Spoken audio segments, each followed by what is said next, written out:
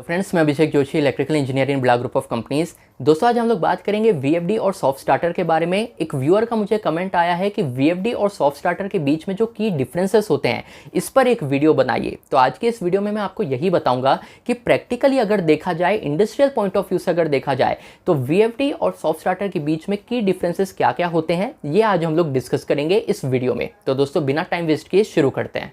तो दोस्तों, सबसे पहले तो आपको ये चीज़ पता होनी चाहिए कि वीएफडी और सॉफ्ट स्टार्टर, इन दोनों का पर्पस क्या होता है किसी भी इलेक्ट्रिकल सिस्टम में। उसी से हमारा जो पहला की डिफरेंस है वो निकल के आएगा।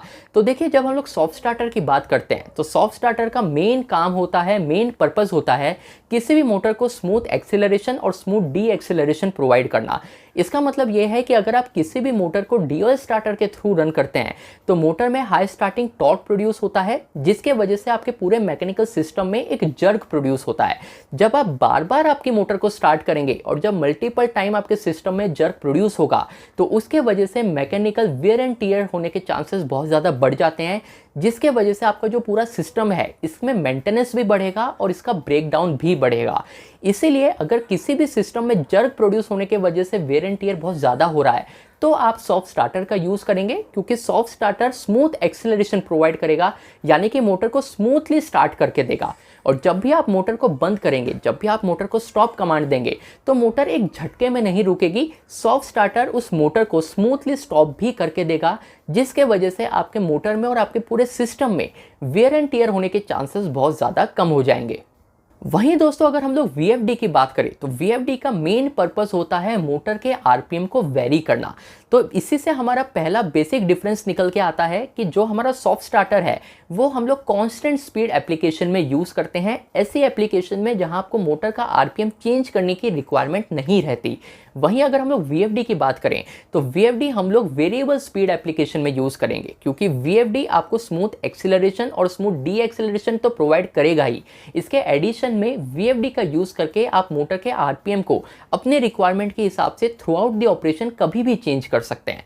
तो ये एक की डिफरेंस है, बहुत ज़्यादा प्रैक्टिकल इंपॉर्टेंट डिफरेंस है सॉफ्ट स्टार्टर और वीएफडी के बीच में। यहीं से दोस्तों हमारा दूसरा की डिफरेंस निकल के आता है। देखिए, जब भी हम लोग सॉफ्ट स्टार्टर की बात करते हैं तो सॉफ्ट स्टार्टर कभी भी मोटर के थ्रू आउट रनिंग कंडीशन में सर्किट में नहीं रहता। इससे मेरा मतलब यह है कि सॉफ्ट स्टार्टर हमेशा मोटर के स्टार्टिंग पीरियड में और मोटर जब बंद हो रही होगी उस पीरियड में ही लाइन में रहता है, क्योंकि जब मोटर नॉर्मल रनिंग कंडीशन में होगी उस कंडीशन में सॉफ्ट स्टार्टर का कोई काम ही नहीं है, क्योंकि सॉफ्ट स्टार्टर एक कांस्टेंट एप्लीकेशन में यूज़ होने वाला स्टार्टिंग मेथड है।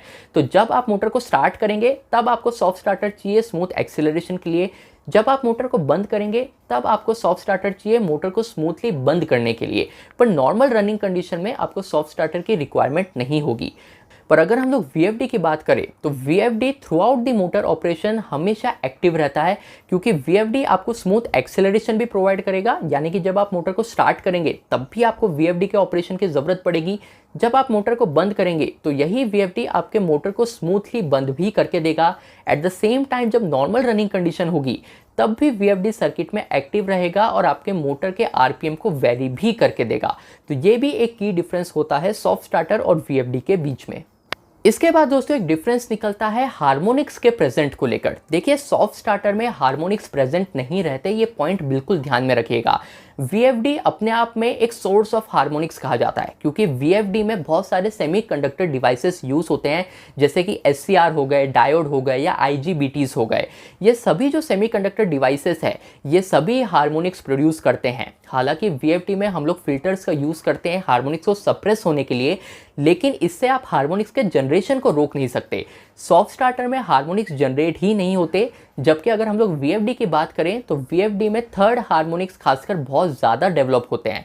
तो ये भी एक की डिफरेंस है इन दोनों ही स्टार्टिंग मेथड के बीच में।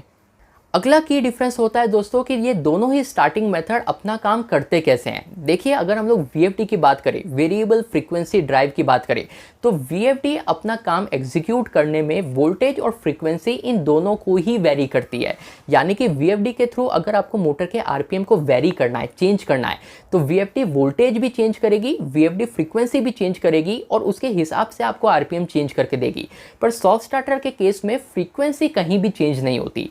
सॉफ्ट स्टार्टर अपने फंक्शन को प्रॉपर्ली एग्जीक्यूट करने में सिर्फ वोल्टेज को वेरी करता है। सॉफ्ट स्टार्टर बेसिकली एक वोल्टेज कंट्रोल डिवाइस है जो वोल्टेज को कंट्रोल करके स्मूथ एक्सेलरेशन और स्मूथ डी एक्सेलरेशन प्रोवाइड करता है। सॉफ्ट स्टार्टर कैसे काम करता है, इसकी पूरी वर्किंग कैसे होती है, ये चीज़ आपको समझनी हो तो इस वीडियो को जरूर देखिएगा। इस वीडियो में सॉफ्ट स्टार्टर से रिलेटेड जो भी पॉसिबल क्वेश्चंस इंटरव्यू में पूछे जा सकते हैं उन सभी को हमने कवर किया है। पर डिफरेंस पॉइंट ऑफ व्यू से ये चीज़ ध्यान में रखिए कि जो सॉफ्ट स्टार्टर होता है ये सिर्फ वोल्टेज को कंट्रोल करता है, जबकि जो VFD है ये वोल्टेज और फ्रीक्वेंसी इन दोनों को वेरी करती है एक डिजायर्ड रिजल्ट को अचीव करने के लिए। अगला की डिफरेंस दोस्तों होता है इन दोनों ही स्टार्टर्स के ऑपरेशन को लेकर।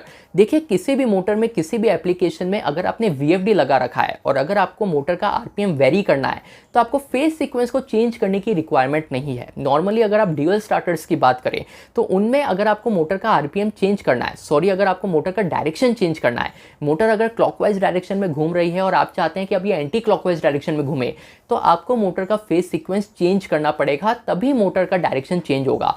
पर अगर आपने VFD लगा रखा है तो VFD में आप सिर्फ सिलेक्शन चेंज करके मोटर का डायरेक्शन चेंज कर सकते हैं, आपको फिजिकली फेज सीक्वेंस चेंज करने की रिक्वायरमेंट नहीं है। VFD में जो प्रोग्रामिंग होता है, VFD का जो मॉड्यूल होता है, जो CDP होता है, वहां पर ये ऑप्शन अवेलेबल होता है कि आपको मोटर किस डायरेक्शन में रोटेट करवानी है।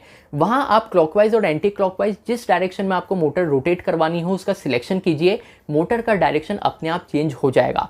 पर वहीं अगर आप सॉफ्ट स्टार्टर की बात करें तो सॉफ्ट स्टार्टर में हो सकता है कि आपको फिजिकली फेज सीक्वेंस चेंज करना पड़े। तो ये भी ऑपरेशन वाइज एक की डिफरेंस होता है सॉफ्ट स्टार्टर और VFD के बीच में।